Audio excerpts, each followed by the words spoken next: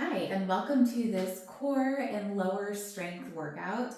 So we are just working on focusing on our core today. So a lot of our core can lead to lower back pain or just like instability, and just a strong core leads just to feeling good overall. So let's go ahead and get started on all fours.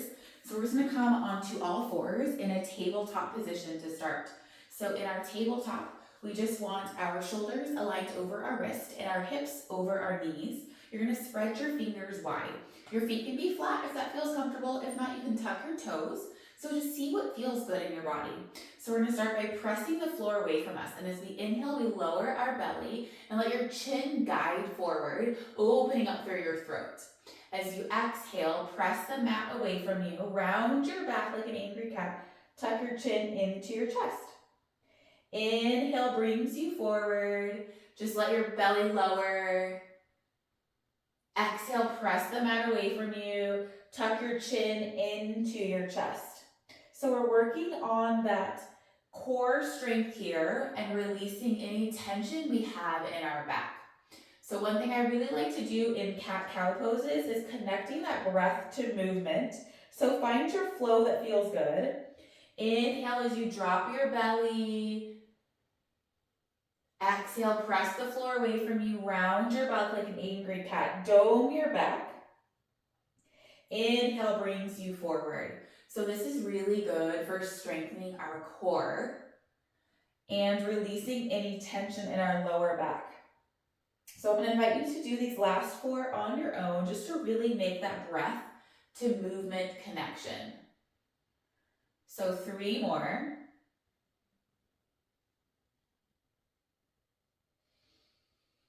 Bring those inhales and exhales in and out through your nose. Last 2.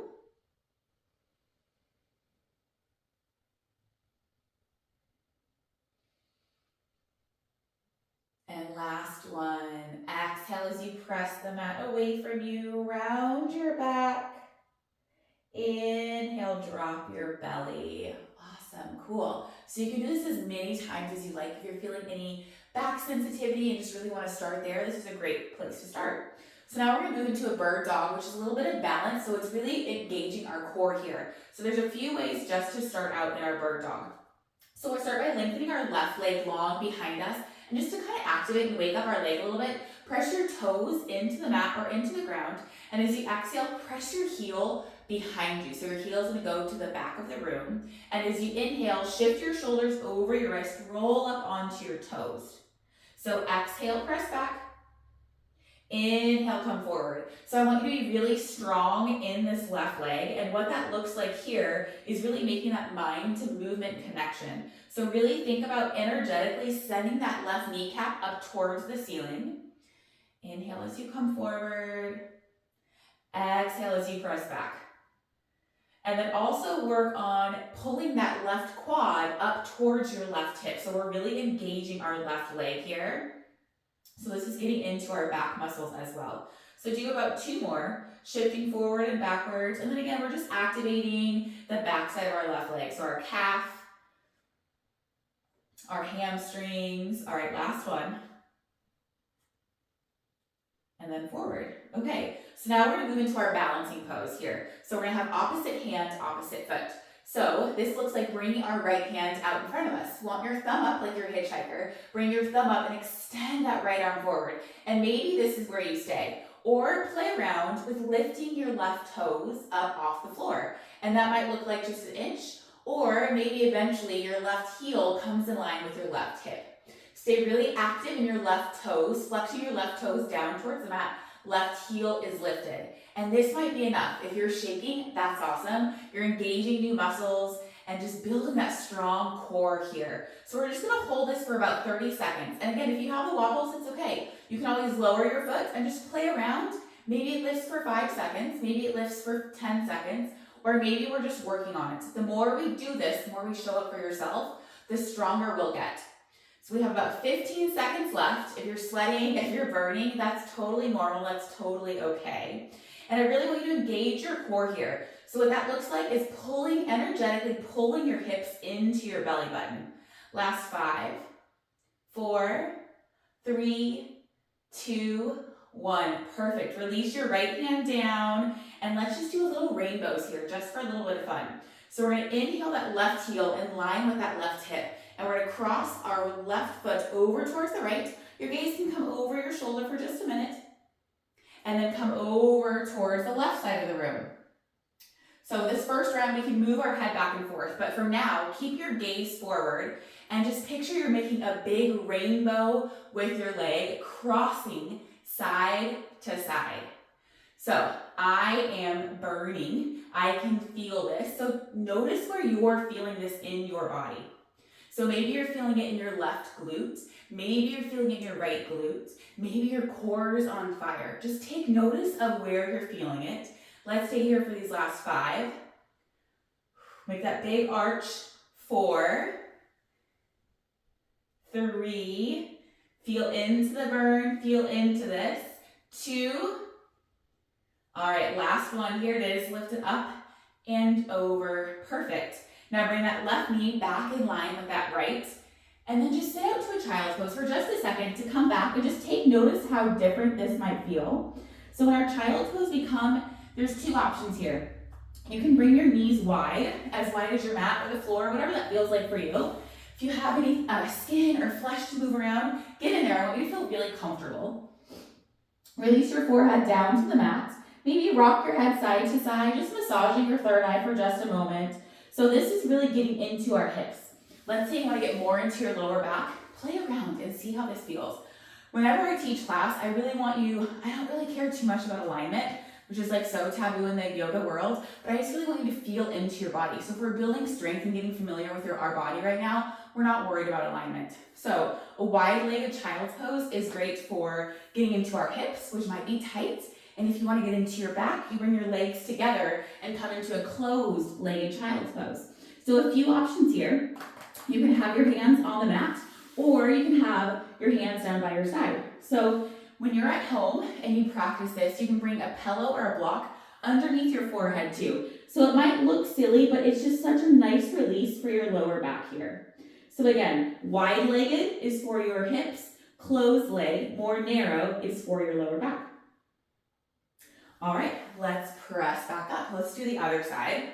So again, coming back into our tabletop position, aligning our shoulders over our wrist, our hips over our knees. Let's just do one round of cat-cow just to readjust and realign. So as you inhale, drop your belly, gaze come forward.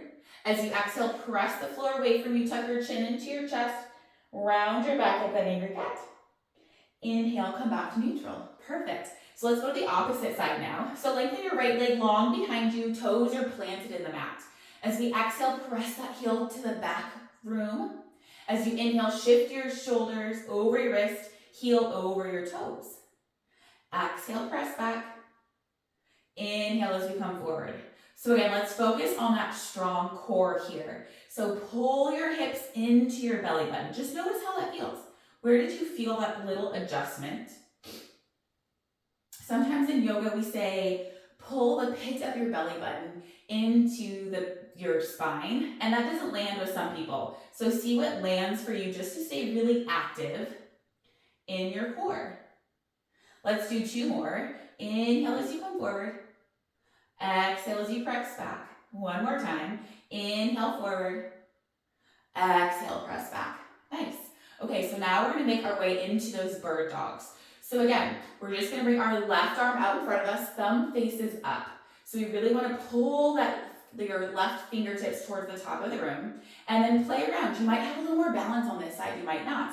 But we really want to stay active in our our right heel to keep our right toes pressed down towards the mat. So again, we're going to stay here for those 30 seconds. So where can you engage here? Where can you ignite and get a little fire in here? Embrace the shakes if you have it. We're building that strength. I invite you to maybe do this one about 3 times a week and then just take notice of your progress. Are you holding this a little bit longer? Are you shaking a little less? Can you lift your leg a little bit higher? Just see how this feels. Let's stay here for these last 10 seconds. Coming back to your breath. If you have shortness of breath, just come back to those nice inhales and exhales in and out through your mouth. Nice. And then release that left hand down to meet that right. Let's come into those rainbow crossovers. So for this first round, we'll bring our gaze over our left shoulder as our right foot comes all the way over towards the left. Just getting a nice little calf stretch again here. And now let's bring our right foot to the right edge and bring your gaze over your shoulder. All right, perfect. Now we're gonna bring that right leg long behind us. Gaze is forward, just a little bit, like 3 inches out in front of you. So bring that right heel in line with your left, coming into those rainbows. So we're just crossing side to side. So take notice here. See how I'm not going side to side? Make that big rainbow arch. Again, building strength in our legs. Our hamstrings are connected to our back. We're engaging our core here, so we're building that nice, strong core as well. Let's stay for 6 more. Moving side to side, lifting up high, maybe pushing ourselves, going over just a little bit more. Let's stay for these last 3, 2. All right, 1 more. Perfect, you did it, that's awesome. And then let's sit back into that child's pose. What child's pose feels good for you here? Rest your forehead on the mat, walk your fingertips all the way forward.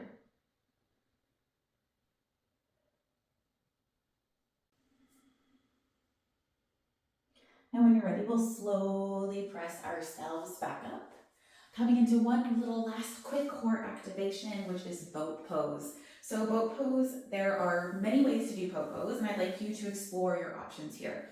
So first of all, this is boat pose right here. So you want to keep your shoulders stacked over your hips. Your toes can flex back towards your nose, and a few options here. So if you're feeling a little tension in your lower back or upper back, bring your arms behind you. So maybe we just press into our hands to lift up our spine, and then again, pull your midline or your hips into your midline, and maybe you just stay here. So we're gonna hold this pose for about 30 seconds, and I'm gonna offer tons of modifications here. So as we move on throughout the next few weeks together, I want you just to see where you can build strength here. So maybe this is where we stay, and this is where we are today.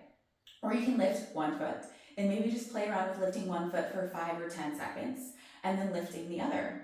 If you want a little challenge, go back and forth, lifting one and then the other, and then maybe we play around with lifting both. So we don't want to lose integrity with our chest here. So you can soften your elbows just a bit and lift your feet up off the mat. So you may begin to shake, and that's okay. See if you can push back for 3 more seconds, and then 3 more, and then 3 more. You can see I'm already starting to shake.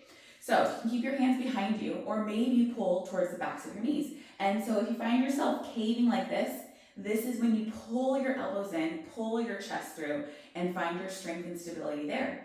Or maybe one day we bring our arms out in front of us. So again, if you want to stay here, this is great. Feel free to use your hands or feet for support as well. If you want a little challenge, after a few weeks of practicing this, maybe you lift one heel and lower the other, really engaging those lower abdomens here. So we're just working our way through this boat pose and these core exercises. So bird dog is a great one just to practice when we wake up. So you can do those cat cows when you wake up, that feels really good. Or throughout the day, if you just need a little refresher, throw in some cat cows and then a little bird dog.